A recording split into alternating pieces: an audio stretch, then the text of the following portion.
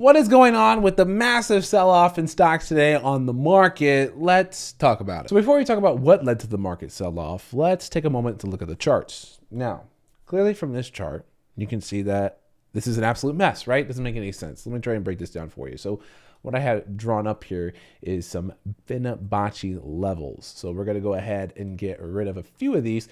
Now, what I was looking at, what I have been preaching about for a while, it might have been a few weeks since we've talked about this because it's a very long time frame. We're on a daily chart for the S&P 500 right now. We're looking at this A to B wave. I was thinking this could be the top of the B wave. We could see we're at the 1.618 Fibonacci extension to the upside for what some people are saying could be a wave 3.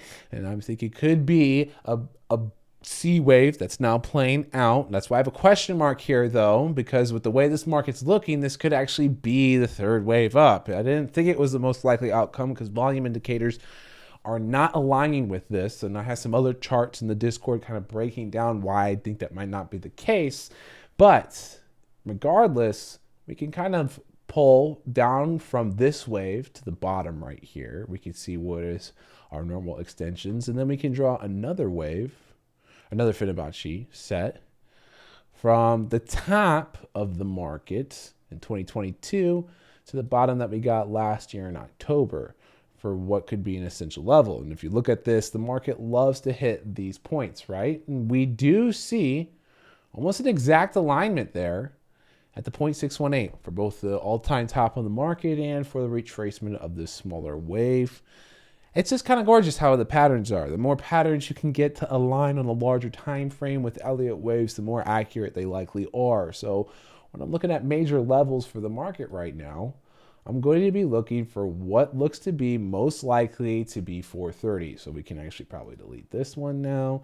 We can go ahead and delete this one now. And I'll be looking for a retracement most likely down to 430 next for the market. Now, this could come fast. What causes this might be related to what just happened. Now, for what led to the sell-off, I do want to briefly promote the free Discord because I posted this in our newsroom yesterday, an hour after the market closed. The United States bond ratings were cut from AAA to AA+.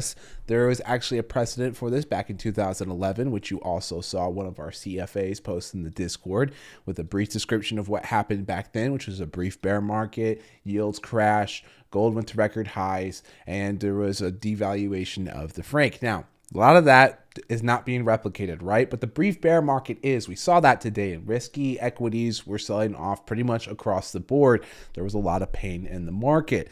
Now, it's important to differentiate what the differences are, though, because last time we saw that the dollar actually dropped and gold spiked, and a lot of this is actually a legality issue because back then in 2011, there were different rules around what you could buy or not buy based on the ratings that were given. So a devaluation then meant that a lot of people couldn't actually buy government securities because they no longer had a AAA rating, which is what led to the panic within the markets 2011.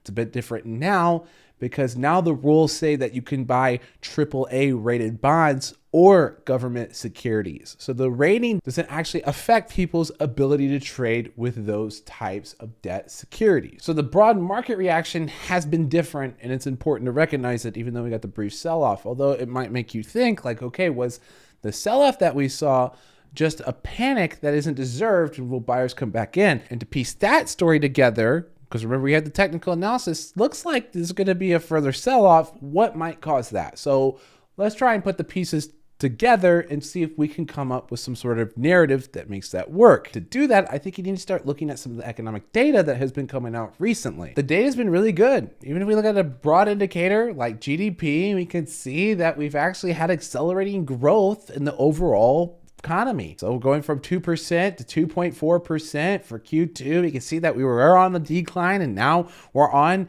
what looks to be an incline. And you might think, well, that means that everything should be great. This actually creates a new problem. And it's not even actually a new problem. It's more of like a return of an old problem. And that problem is inflation. Because remember, the Fed's original plan was to literally cause a recession, to cause demand to come down so supplies could build, so prices would come down, so inflation would come down, right?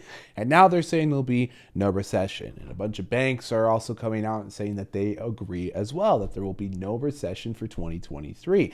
However, this becomes an issue when you start to recognize that there's things like gasoline shortages right now, and prices are continuing to go up, and people will likely continue to buy, which means that the economy will support these prices going up with demand staying high, which means prices will get even higher. And when we're talking about particular things like gasoline, like energy in general going up, that is a tax on literally everything. If it's more expensive to get your products from point A to point B, then it's going to increase the price of the product so the companies can actually keep their margins healthy so that they are still making good profits and making their shareholders happy. You might not like how it works, but that won't change how it works. Now, if you take a closer look here, you can see that Google's AI actually pulled up an EIA prediction, which is the Energy Information Administration for the US. They predicted that the average price of gasoline would go from $3.99 to $3.51 in 2023. But if we actually look at the data, you can see that's not been the case at all, and prices have actually started to climb back up into 2022 numbers, showing that there is definitely a shortage in gasoline, and that tax could be applied to the general economy, especially if it continues to be strong, bringing inflation back into the conversation, giving the Fed reason to do more interest rate hikes, maybe not just one more, maybe two more, maybe three more, maybe they are going to hike it in 2024. We don't even know at this point if the economy doesn't actually slow down. So at the end of the day, if the Fed continues to hike like this, they're eventually going to hard crash this market and the economy. I don't think the soft landing narrative will hold up. However, timing is important, right? Because I don't think that hard crash will likely happen this year, given everything we've seen. I could be wrong. Maybe we still get it. Maybe there's a catastrophic crash in the middle of everyone being bullish that would kill the most market participants possible, which is what we've seen the market repeatedly do. However, I just don't think it's the most probable case at this point. And we've heard from experts like Tony Greer on the podcast. If you haven't seen that episode yet, definitely check that out. There's also going to be a much more fun and lighthearted episode coming out tomorrow with a professional wrestler. So make sure you're subscribed and ring that bell so you don't miss that. But when we're talking about what the market's most likely to do coming to the end of the year, I'm going to have to side with Tony Greer because I don't have any justification for not.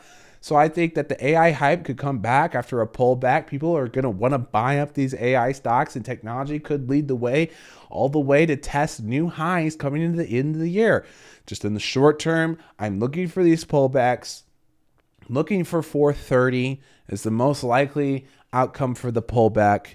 If we don't see that, give support, we see a further pullback, then I'll reevaluate and see where we're likely headed from there. But right now, I'm going to call this the base case. Let's see how it plays out and how accurate that is. So this video gets 10 likes. I'll do a second report this week, and I'll talk about specific companies only in that report and where I think they're headed or what's going on fundamentally with different names that are really popular right now. But for right now, I'm half brain dead because we just did a podcast that comes out tomorrow. So make sure you're subscribed so you don't miss that one as well. And I will see you on the next one.